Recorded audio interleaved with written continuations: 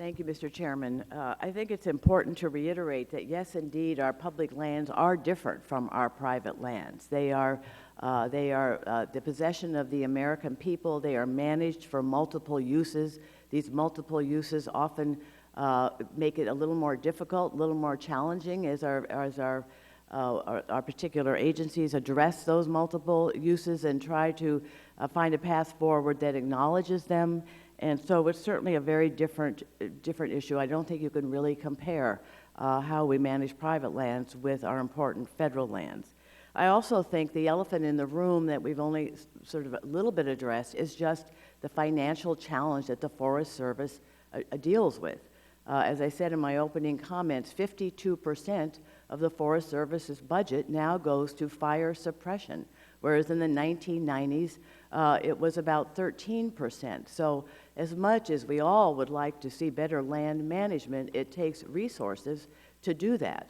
And there is bipartisan legislation out there that seeks to address it, to treat major wildfires as natural disasters so that they are funded separately, and that would then relieve the pressure on the Forest Service budget so that it can put its dollars into the kind of land management activities that we would all like to see, but again, in a multiple use framework. But I'd like each of you to just weigh in on whether or not you would support the legislation that wants to change the way in which major fires are dealt with and paid for. Well, paid for, I should say. Absolutely, because it comes out of their budget.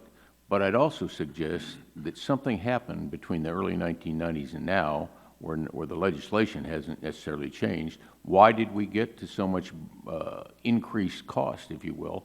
And I would tell you that if you could let the Forest Service take the revenues, at least a portion of the revenues, and put it back into managing the forest, we'd also be a lot better off.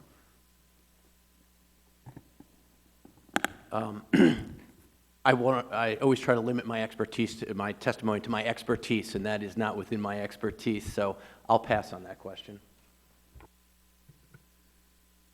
We, at home, we've talked about this discussion a lot with our forest colleagues, and yes, we do need to move the fire dollars away from the operation dollars. We had one, we're a fairly small community and small county. We had one fire in the South Gravelly that brought about 6,000 acres over about 3 weeks, and it cost $5 million. Came right out of the regional office, and so we do need to separate. Yes, thank you. Yes. In addition, I agree with Supervisor Hanvelt a lot with regard to the revenue, and I think the Stewardship Contracting and Agreement Authority is right there, and we need to expand the use of that. And I also agree that we need to find a way to fund the fighting of large fires under some emergency fund. It needs to be done differently than it's done now. It's a mess the way it's done. And then to transfer dollars right toward the end of the year, take them away from doing other projects to pay for wildfire fighting. It's a crazy way of operation. Whether it's a Wildfire Disaster Funding Act or some other legislation that would deal with that, we really, really need that.